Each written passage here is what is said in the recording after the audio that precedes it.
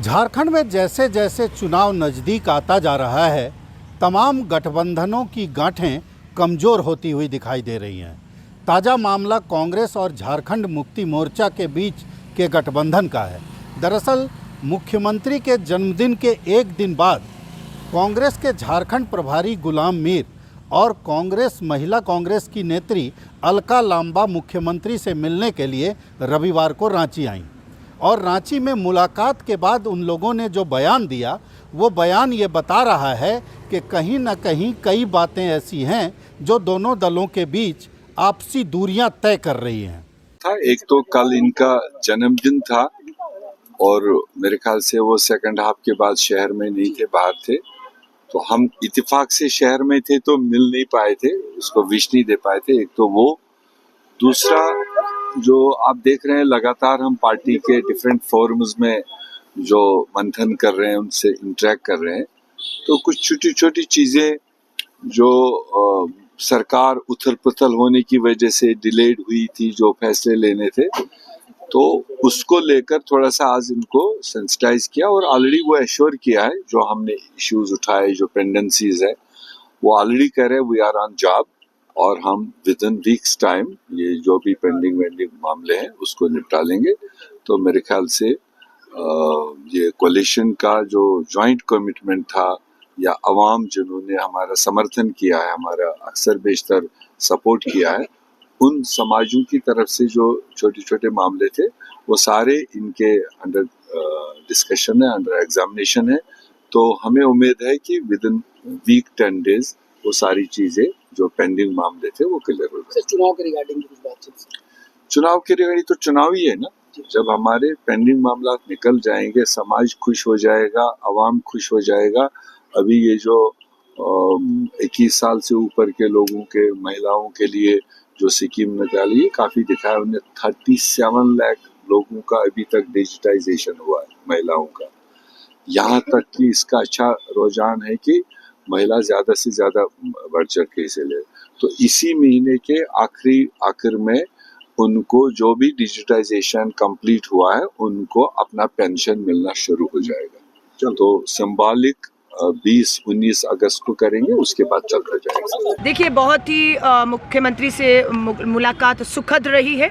हमने उनके जन्म दिवस था कल, उसकी शुभकामनाएं दी हैं, बधाई दी है और हमारी बैठक में हमने 11 मांगे मुख्यमंत्री को सौंपी है।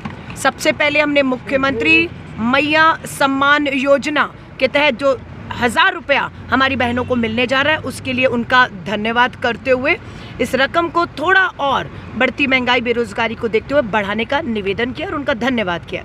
हम लोगों ने महिला आयोग का जो गठन है वो काफ़ी समय से नहीं हुआ, महिला आयोग का गठन हो और उसके साथ जो मामले निलंबित पड़े हुए हैं उस पे फास्ट ट्रैक में उनको सुनवाई करके हमारी बहनों को न्याय मिले, हमने इसकी मांग की है।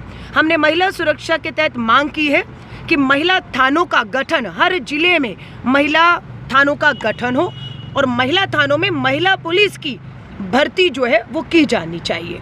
हमने मांग की है कि सरकारी और निजी नौकरियों में महिलाओं को 50% आरक्षण दिया जाए, सरकारी और निजी नौकरियों पे ये कानून लाकर ये जो है फैसला किया जाए।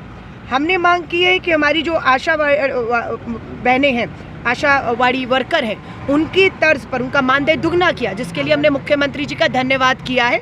लेकिन हमने कहा इसके साथ हमारी जो है आंगनवाड़ी बहनें, मिड डे मील बनाने वाली बहनों का भी मानदेय दुगना जो है वो किया जाए और केंद्र सरकार अपना मानदेय जो है वो दुगना नहीं कर रही, जिसको लेकर अब हम केंद्र सरकार के खिलाफ इन बहनों का मानदेय बढ़ाने के लिए पूरा आंदोलन करने जा रहे हैं। हम लोगों ने सरकारी स्कूलों में हमारी जो बच्चियां पढ़ रही हैं उन्हें फ्री सैनिटरी नैपकिन उपलब्ध कराने की भी मांग की है कि हर सरकारी स्कूल में बच्चियों को फ्री सैनिटरी नैपकिन जो है उपलब्ध कराने की बात की है। हम लोगों ने हर स्वयं सहायता समूह को सैनिटरी नैपकिन बनाने की फ्री मशीन, फ्री प्रशिक्षण देने की बात की है, जिससे महिलाओं का आर्थिक सशक्तिकरण होगा। हर बहन की ज़रूरत है हर महीने सैनिटरी नैपकिन की, पर वो मांग जो खपत है उसकी जो भरपाई वो बड़ी बड़ी कंपनियां कर रही हैं। अब हमारी कोशिश है स्वयं सहायता समूह को फ्री में सैनिटरी नैपकिन बनाने की मशीनें सरकार दे, प्रशिक्षण दे, और वो सैनिटरी नैपकिन सरकार खरीदेगी और सरकार उन बहनों को आर्थिक सशक्तिकरण करेगी और सरकारी स्कूलों में फ्री में नैपकिन दिया जाएगा। हमारी मांग रही महिला मार्केट बनाई जाए, यानी कि सरकार महिला मार्केटों का आयोजन करे जिसमें महिलाओं द्वारा बनाया हुआ सामान महिलाओं द्वारा ही बेचा जाएगा और उस बाज़ार में महिलाएं ही खरीदारी के लिए आएंगी। तो ये महिला मार्केट पूरी तरह से महिलाओं को समर्पित होंगी, जिसके आयोजन जो हैं वो हमारी सरकार करेगी।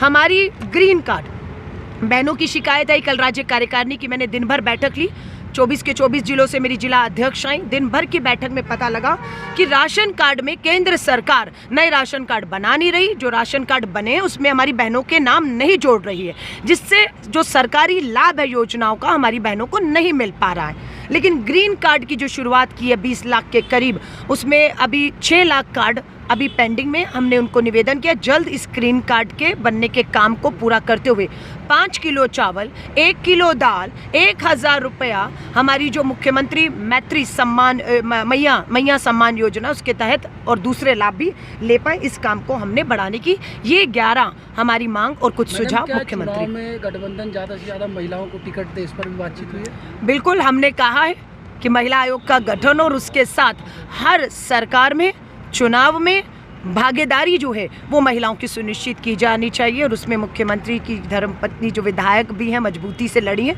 उन्होंने भी हमारी इस बात को आगे बढ़ाया। हम भी उस मीटिंग में शामिल थी, तस्वीरें आपसे शेयर की जाएंगी।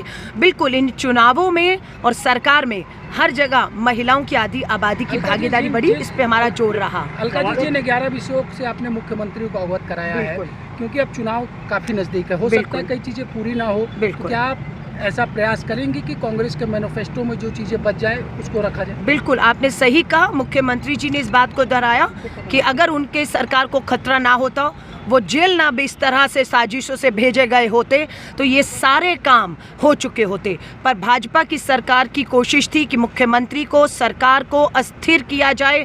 दोनों ने अपने बयान में ये कहा कि हमने 11 सूत्री मांगें जो है वो मुख्यमंत्री के सामने रखी हैं और उन 11 सूत्री मांगों के अलावा जिस तरह की बातें अलका लांबा ने खास तौर पर कही कि महिलाओं के लिए 50% नौकरियों में निजी और सरकारी नौकरियों में आरक्षण हो, इस तरह की बातें ये बताती है कि चुनाव से ऐन पहले, अब चुनाव होने में महीने 2 महीने का वक्त बाकी है, ऐसे समय में कांग्रेस का मुख्यमंत्री से मिलकर इस तरह से 11 सूत्री मांगों को रखना, ये कहाँ तक ये पूरी तरह से बताता है कि कहीं न कहीं कांग्रेस अपनी राजनीति देख रही है, झारखंड मुक्ति मोर्चा अपनी राजनीति देख रहा है। क्योंकि 11 सूत्री मांगों को मानने के लिए या कहने के लिए ये वक्त नहीं है। अब न वो मांगे मानी जाएगी और आखिर उन मांगों के बारे में कांग्रेस ने आज तक क्यों नहीं कुछ कहा, क्यों नहीं सार्वजनिक रूप से कहा, और मिलने के बाद मीडिया में उन्होंने कहा कि हमने अपनी मांगें रखी हैं,